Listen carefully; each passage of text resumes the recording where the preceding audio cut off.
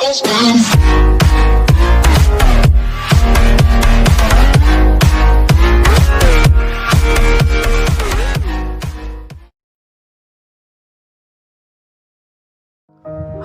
selamat datang di video saya.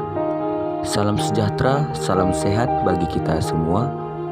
Saya berharap kepada teman-teman semua yang sedang menonton video saya saat ini dalam keadaan sehat di tengah-tengah pandemi yang sedang melanda kita pada saat ini. Baiklah, sebelum saya melanjutkan video saya, ada baiknya saya memperkenalkan diri saya terlebih dahulu. Perkenalkan, nama saya Ervan Ginting. Saya merupakan mahasiswa dari Universitas Negeri Medan, Fakultas Ilmu Sosial, jurusan PPKN.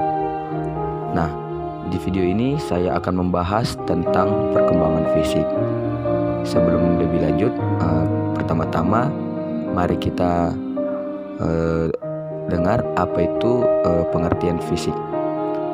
Fisik itu atau organ manusia merupakan sistem organ yang kompleks dan sangat mengagumkan. Perkembangan fisik manusia terjadi mengikuti prinsip cephalocauda, yaitu bahwa kepala dan bagian atas tubuh berkembang lebih dahulu, sehingga bagian atas tampak lebih besar dari bagian bawah. Nah, di bagian perkembangan fisik ini terdapat tahap-tahap perkembangan fisik, yang dimana tahap pertama itu adalah tahap perkembangan masa prenatal atau tahap sebelum kita dilahirkan atau di dalam kandungan. Nah, tahap kedua itu adalah masa bayi, yang dimana masa bayi itu 0 sampai 3 tahun, dan masa anak-anak itu adalah tahap yang ketiga. Yang keempat itu adalah tahap masa remaja, dan tahap terakhir itu adalah masa dewasa. Nah, di sini juga dijelaskan tentang jenis-jenis perkembangan fisik. Jenis-jenis perkembangan fisik ini adalah perkembangan dan pertumbuhan, dan perkembangan fisik dan psikomotorik, perkembangan kognitif, perkembangan sosial, perkembangan moral, perkembangan bahasa. Dan implikasi dari pertumbuhan fisik psikologi anak itu adalah perilaku, sikap, kebiasaan, dan pola perilaku yang dibentuk selama tahun-tahun pertama.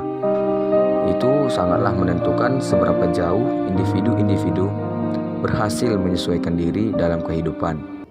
Ketika mereka bertambah tua, mereka ingin merasa dihargai.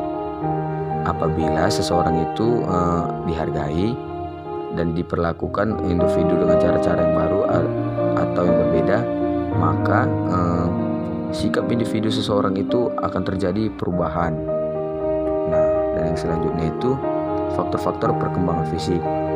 Nah, faktor pertama dari perkembangan fisik itu adalah faktor keturunan, yang dimana faktor keturunan ini adalah faktor yang dimana keturunan dari gen, maupun itu dari gen keturunan ayah kita maupun dari keturunan ibu kita.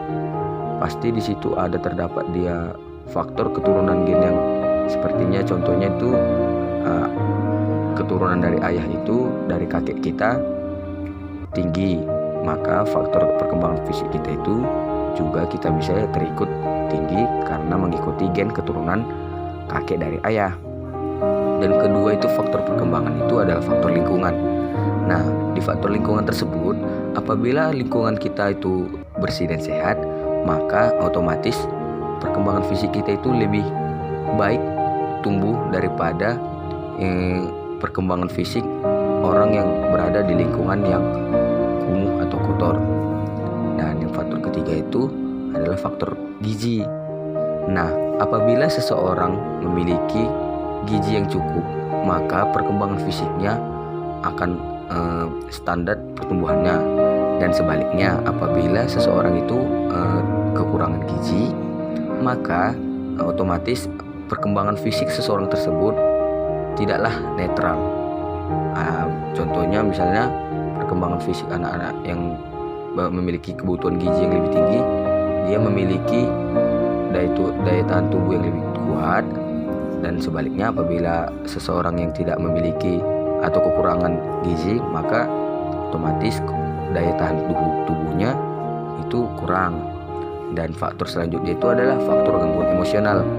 Nah, apabila seseorang itu tidak dapat mengkontrol emosionalnya, maka otomatis perkembangan fisik seseorang tersebut akan terganggu, tidak bertumbuh dengan baik dan benar.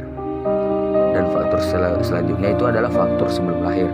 Nah, faktor sebelum lahir ini adalah dimana faktor contohnya kita itu berada di dalam kandungan. Apakah kita itu sudah dibekali dengan gizi yang cukup yang diberikan oleh orang tua kita, apakah asupan itu baik atau gimana. Nah, itu adalah faktor sebelum lahir. Dan yang selanjutnya faktor ketika lahir. Nah, faktor ketika lahir ini dimana kita itu apabila perawatan kita setelah lahir itu apakah sudah efektif atau bagaimana. Nah, itu dapat juga mempengaruhi perkembangan fisik kita. Dan faktor selanjutnya itu faktor sesudah lahir. Nah, faktor sesudah lahir ini adalah faktor di mana apabila kita mulai, misalnya kita itu sudah dari balita lah kita hitung.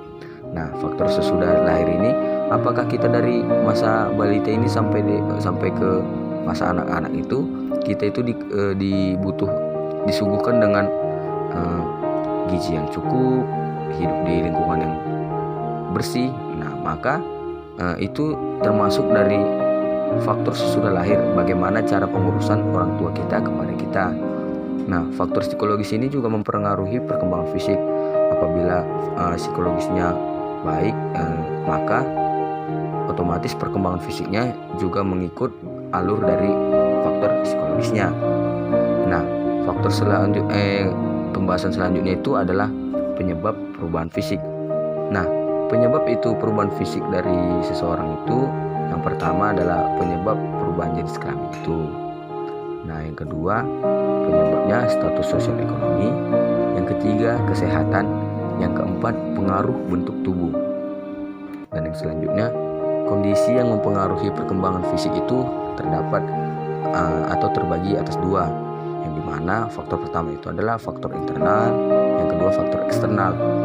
Yang dimana faktor internal itu misalnya sifat jasmaniah yang diwariskan dari orang tuanya, dan juga kematangan secara sepintas, pertumbuhan fisik seolah-olah seperti sudah direncanakan oleh faktor kematangan. Meskipun anak itu sudah diberi makanan yang bergizi, tetapi kalau kematangannya belum sampai, pertumbuhan itu tetap seperti ditangguhkan. Nah, faktor yang kedua itu faktor eksternal, yang dimana faktor eksternal itu adalah faktor kesehatan.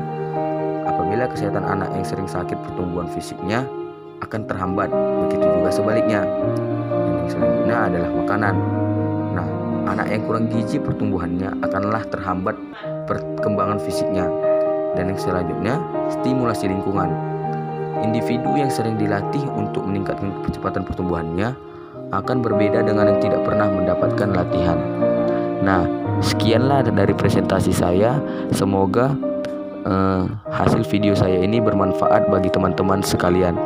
Saya ucapkan sekian dan